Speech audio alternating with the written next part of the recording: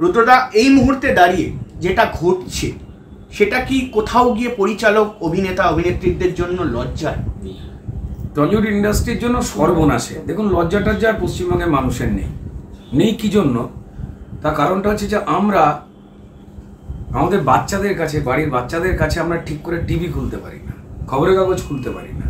খুললেই খুন, লুট, এর বান্ধবী তার খাটের তলায় কত কোটি, এই খবরগুলো যবে থেকে আমরা শুনতে শুরু করেছি, যারা বাবা মা রয়েছেন তারাও বাড়ির বাচ্চাদের সামনে, যেটা আগে কখনো ব্ল্যাক মানি, টাকা ধার, ঘুষ, এই শব্দগুলো আমরা বলতাম না, যেগুলো গালাগালের থেকেও মারাত্মক, মরালি খারাপ শব্দ ছিল, তার থেকেও আরো মাজা শিরদাঁড়া ভেঙে দেওয়া শব্দ হচ্ছে জাতির এই ঘুষ, কাটমানি, ব্ল্যাক মানি, চাল চুরি, চাকরি চুরি, শিক্ষা চুরি, ভুয়ো শিক্ষক, এগুলো আরো অনেক সন্ত্রাসী শব্দ।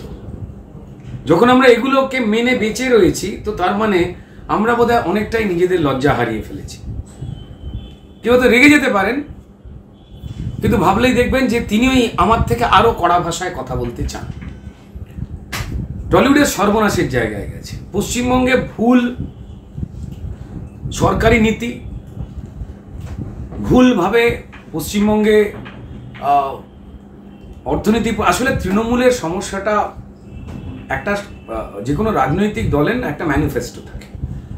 আমার শিক্ষানীতি কি, আমার শিল্পনীতি কি, আমার স্বাস্থ্যনীতি কি, মানে চিকিৎসা নীতি কি, আমার অর্থনীতি কি, এই কোনোটাই তো নেই। বাট খুব অনেস্টলি একটা নীতিকে নিয়ে এগোচ্ছে, দুর্নীতি, এইটার উপরেই কনসেন্ট্রেট করে ফেলেছে, ফলে অন্য নীতির দিকে যাচ্ছে না। এরা কোন মুখে লোকসভায় মানে এমপি পাঠায় জানি না, লোকসভার একটা কোনো রাজনৈতিক দলের আলোচনা বোঝবার নৈতিক অধিকার তৃণমূলের নেই, কারণ তাদের ম্যানিফেস্টো নেই। They don't have any idea about যে কোন রাস্তায় দেশকে ভালো দিকে নিয়ে যাওয়া যাবে। কেউ বলতে পারবেন আছে ওদের? নেই। অন্য যে কোনো রাজনৈতিক দল, ছোট বড় হোক, তাদের প্রত্যেকের আছে। এবার ফলত দেখুন, তৃণমূলের স্লোগান ছিল সিপিএম হাটাও, বাংলা বাঁচাও।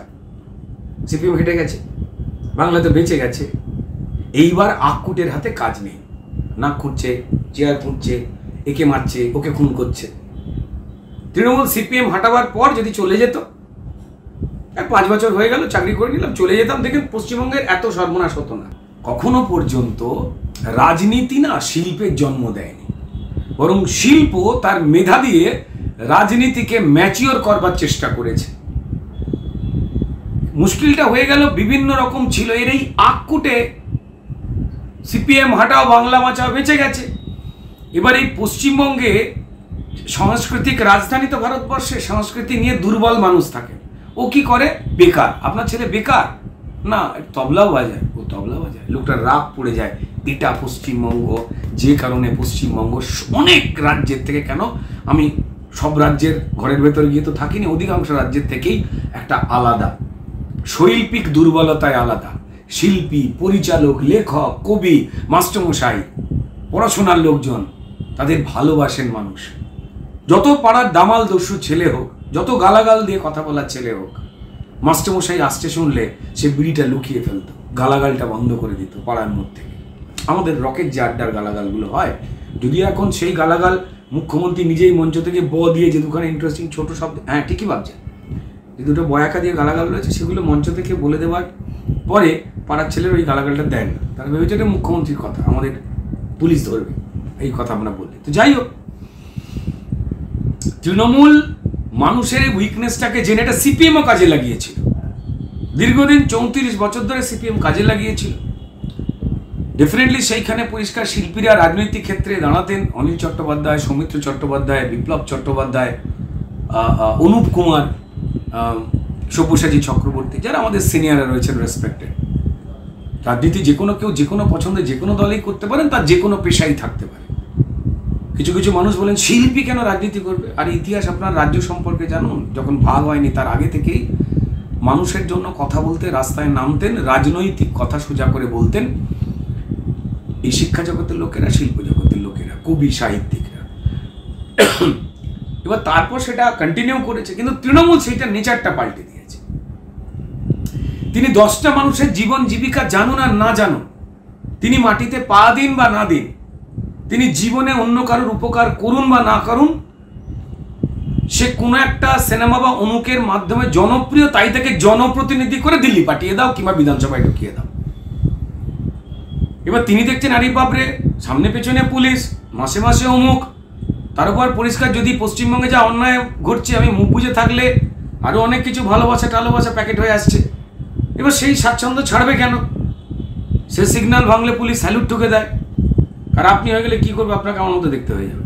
তো যাই হোক, এই এত কিছুর মাঝখানে এরা না সাহস পেয়ে গেছে, শুটিং বন্ধ করে দিয়ে অন্যায় করে এই টালিগঞ্জটাকে পুরোটাই নিজেদের কবজায় নিয়ে এসছে এবং মানুষকে 21শে জুলাইয়ের মঞ্চে নিয়ে যাওয়ার জন্য শিল্পীদের বা পরিষ্কার এই গ্রামে গ্রামে মফস্বলের শিল্পী প্রিয় সহজ সরল মানুষ যাদের চাল ডাল চাকরি ওই তৃণমূল চুরি করেছে, তাদের হয়ে এই টলিউড থেকে artist supply and company private limited এটা চালায় হচ্ছে অরূপ বিশ্বাস এবং তার ভাই স্বরূপ বিশ্বাস। এ সবাই জানে। তাই এই আর্টিস্ট সাপ্লাই যারা করে তারা যত অন্যায় করুক, টেকনিশিয়ানের সঙ্গে প্রডিউসারের, ডিরেক্টরের সঙ্গে টেকনিশিয়ানের, আমাদের কারুর সঙ্গে কারুর কোনো সম্পর্ক খারাপ নেই। আমরা খুব পরিশ্রম করে কষ্ট করে এখান থেকে ভাত খাই। কিন্তু মুশকিলটা হয়ে গেছে, যে ভদ্রলোক এই ইন্ডাস্ট্রির ভাত খান না, অরূপ বিশ্বাসের মন্ত্রী অরূপ বিশ্বাসের ভাই স্বরূপ বিশ্বাস, যার নাম আজকে তুমুল প্রতিবাদ হয়ে গেল। আমার বন্ধুবর রাজ বলুন, দেব বলুন, সৃজিত বলুন, কৌশিক গাঙ্গুলি বলুন, পরিচালক আমাদের অনিরুদ্ধবাবু বলুন, টনিদা থেকে শুরু করে যারাই বলেছেন, পরমব্রত বলুন, যারাই বলেছেন, তারা একটা কথা বলেন ইন্টারেস্টিংলি। তারা বললেন যে যদি টেকনিশিয়ানরা না আসাতে শুটিং বন্ধ, তাহলে আমরাও আসবো না। দোষটা টেকনিশিয়ানদের দিকে ঘুরে যাচ্ছে, মানুষ ভুল বুঝছেন। টেকনিশিয়ানরা কোনোদিন চায় না ইন্ডাস্ট্রির ক্ষতি হোক, ঠিক আমাদের মতোই। কিন্তু টেকনিশিয়ানদের অপারেট করে ফেডারেশনকে অপারেট করে স্বরূপ বিশ্বাসের কথা না মেনে যদি টেকনিশিয়ানরা বাংলা ইন্ডাস্ট্রিকে বাঁচাবার জন্য, শুটিংকে বাঁচাবার জন্য, পরিচালককে সম্মান করবার জন্য তারা যদি ফ্লোরে আসতো, তাদের একটা গিল্ড কার্ড আছে। গিল্ড মানে বিভিন্ন বিভাগের, একটা সিনেমা করতে গেলে অনেক রকমের তো তাদের কাজ থাকে, কেউ লাইট করছেন, কেউ ট্রলি করছেন, এরকম অনেক কাজ থাকে। ঠিক সেই কার্ড পেতে গেলে তিনি ওই কাজে দক্ষ কি দক্ষ না, এটাই স্বরূপবাবুরা ঠিক করেন। এই কার্ড না থাকলে আপনি টেকনিশিয়ান হিসেবে আপনি টলিউডে কাজ পাবেন না, ভাত খেতে পারবেন না। সেই কার্ডটাকে কেড়ে নেওয়া হবে যদি আপনি স্বরূপ বিশ্বাস বা তাদের কথা না শুনে অন্যায়গুলো করেন।